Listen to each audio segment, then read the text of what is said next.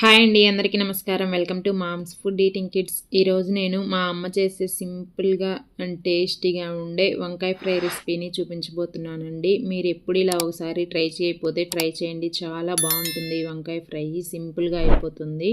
దానికోసం ఒక కడాయిని తీసుకొని ఒక 3 టేబుల్ స్పూన్ల ఆయిల్ వేసుకోవాలి. ఇలా ఆయిల్ కొంచెం హీట్ అయ్యాక 1 టీ స్పూన్ పచ్చిశనగపప్పు, 1 టీ స్పూన్ మినపప్పు, 1/2 టీ స్పూన్ ఆవాలు, 1/2 టీ స్పూన్ జీలకర్ర, ఒక 2 ఎండుమిర్చిని ఇలా తుంచి వేసుకోండి. వీటిని కొంచెం ఇలా మంచి రంగు వచ్చే వరకు వేయించుకున్న తర్వాత దీనిలోకి ఇప్పుడు ఒక మీడియం సైజు ఉల్లిపాయని ఇలా పొడవుగా సన్న ముక్కలుగా కట్ చేసుకొని వేసుకోండి.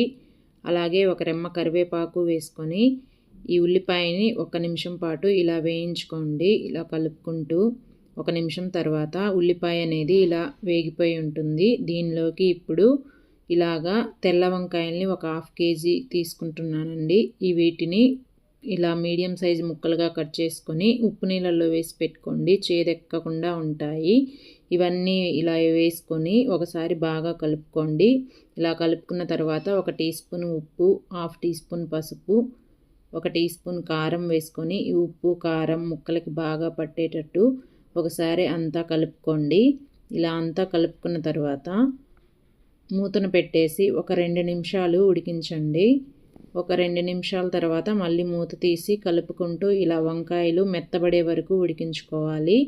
ఈ ప్రాసెస్ అంతా మీడియం టు సిమ్ ఫ్లేమ్లోనే పెట్టి చేసుకోవాలండి, లేకపోతే మాడిపోతుంది. ఇప్పుడు ఈ వంకాయలు ఉడికేలోపు ఇంకొక కడాయిని తీసుకొని దానిలోకి ఒక 3 టేబుల్ స్పూన్ల ధనియాలు, ఒక 1/2 టీ స్పూన్ జీలకర్ర వేసుకొని మంటని సిమ్లో పెట్టేసి ఇవి మంచి రంగు వచ్చే వరకు వేయించుకోండి.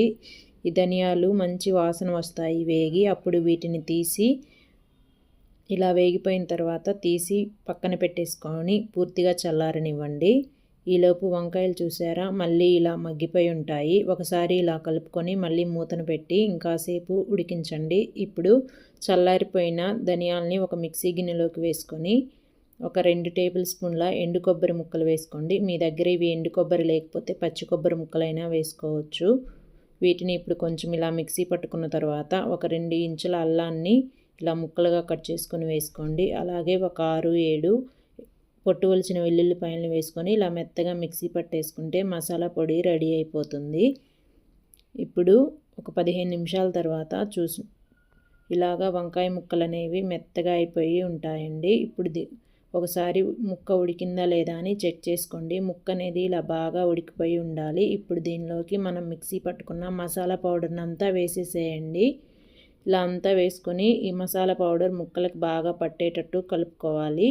ఇలా అంతా కలుపుకున్న తర్వాత ఇప్పుడు మంటని సిమ్లో పెట్టేసి ఒక 5 నిమిషాల పాటు మధ్య మధ్యలో కలుపుకుంటూ ఇలా వేయించుకోవాలి. ఈ టైంలో మూత పెట్టొద్దు.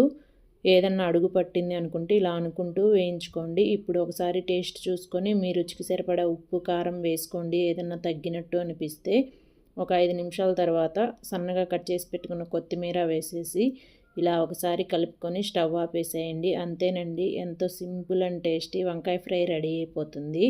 మీరు ఇలా ఒకసారి ట్రై చేయండి. నచ్చితే ఒక లైక్ చేసి మీ ఫ్రెండ్స్ అండ్ రిలేటివ్స్కి షేర్ చేసి నా ఛానల్ని సబ్స్క్రైబ్ చేసుకొని సపోర్ట్ చేయండి. Thanks for watching.